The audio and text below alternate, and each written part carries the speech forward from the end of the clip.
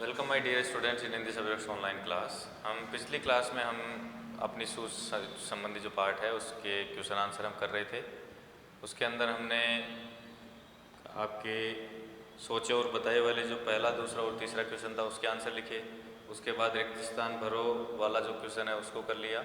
Wrong right वाला जो question था वो भी कर लिया। अब हम बात करेंगे इससे अगले क्वेश्चन जो हैं, क्वेश्चन नंबर 3 और उससे आगे वाले। ठीक है, क्वेश्चन नंबर 3 अपना कौन सा है? क्वेश्चन नंबर 3 है, प्रजापति ने भोजन करने के लिए किनको आमंत्रित किया? तो आप लिखिए क्वेश्चन नंबर 3 और इसका आंसर लिख रहा हूं मैं नीचे। प्रजापति जी ने भोजन के लिए किन किन को किया था आमंत्रित? दानवों और देवताओं को। किनको आमंत्रित किया? दानवों और देवताओं को।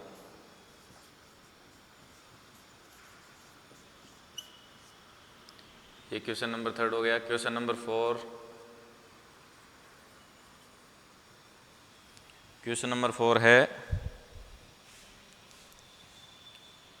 प्रजापति जी ने भोजन करने की क्या शर्त रखी? तो प्रजापति जी ने कहा था, प्रजापति ने कहा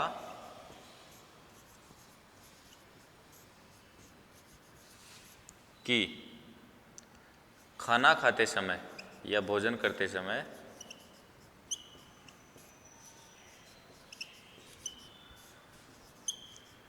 आपकी कोहनी नहीं मुड़नी चाहिए। आपकी कोहनी नहीं मुड़नी चाहिए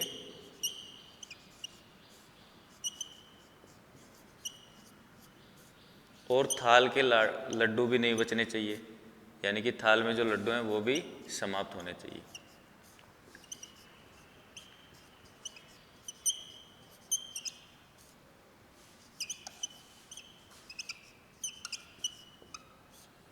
थाल में लड्डू भी नहीं बचने चाहिए। ये शर्त किसने रखी? प्रजापति ने। और किनके सामने? देवता और दानवों के सामने।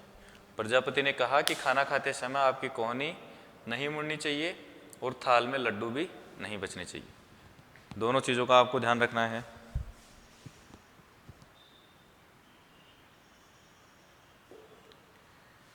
इसके बाद अगला क्वेश्चन है क्वेश्चन नंबर 5, देवताओं ने अपनी सूझबूझ कैसे दिखाई? ये एक बार पॉज करके आप लिख लीजिएगा।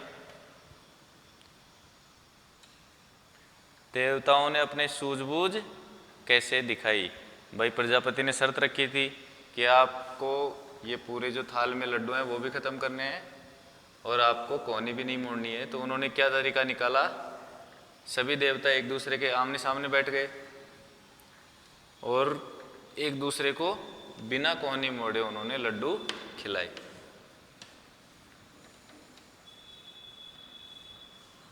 तो इसका क्वेश्चन नंबर जो 5 है उसका आंसर लिखेंगे।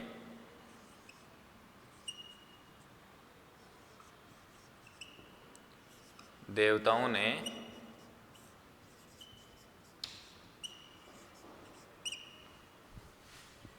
सूझबूझ दिखाते हुए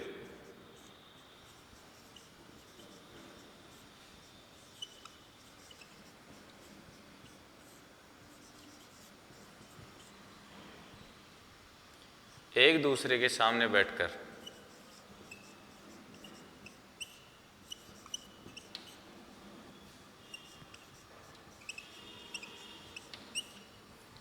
देवताओं ने सूझबूझ दिखाते हुए एक दूसरे के सामने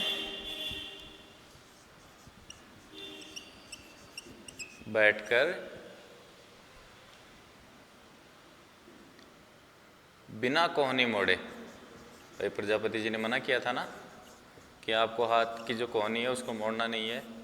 तो बिना कोहनी मोड़े आपस में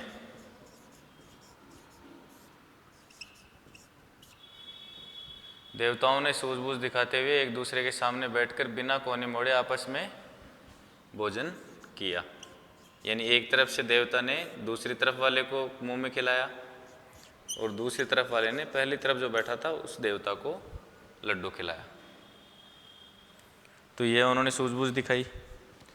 अगला क्वेश्चन है शोरगुल कौन कर रहे थे और क्यों? तो शोरगुल कौन कर रहे थे? दानव कर रहे थे। और क्यों कर रहे थे?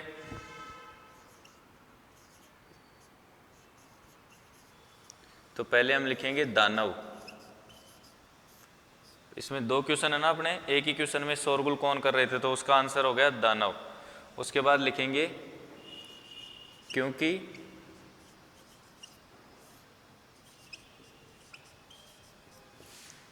दानवों ने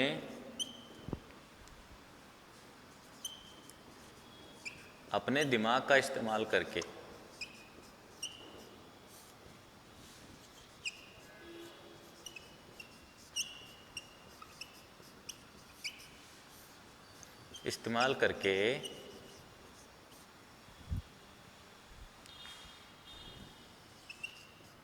भोजन करने की बजाय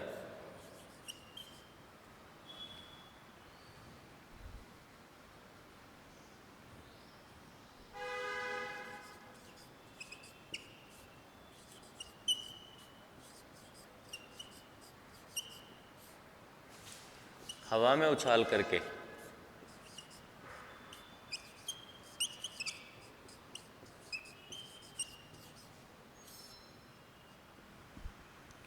दानव, भाई उस समय शोरगुल कौन कर रहे थे? दानव। और क्यों कर रहे थे? क्योंकि दानवों ने अपने दिमाग का इस्तेमाल करके भोजन करने की बजाय हवा में उछालकर लड्डू खाने चाहे। तो भाई हवा में उछालेंगे तो आपस में इधर उधर भागेंगे तो हो हल्ला तो होगा ही, तो इसीलिए इस कारण से बहुत ज़्यादा हो हल्ला हो रहा था। प्रजापति जी ने किसको श्रेष्ठ बताया और क्यों? तो इसका आंसर होगा, एक बार पॉज करके लिख लीजिएगा आप। प्रजापति जी ने किसको श्रेष्ठ बताया और क्यों? तो प्रजापति जी ने देवताओं को श्रेष्ठ बताया। और क्यों बताया? क्योंकि देवताओं ने एक ऐसा समाधान निकाला जिससे एक भी लड्डू जमीन पर नहीं फैला, ना हो हल्ला हुआ और सारे लड्डू काम में आ गए। तो इस कारण से प्रजापति जी ने देवताओं को श्रेष्ठ बताया।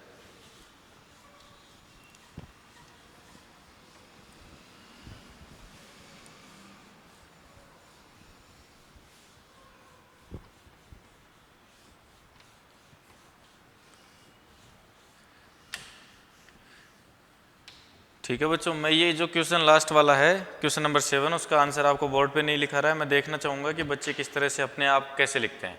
आप अपने आप ढूंढोगे और लिखोगे। एक बार मैं बता देता हूँ, लेकिन लिखोगे खुद से पाठ में ढूंढ करके।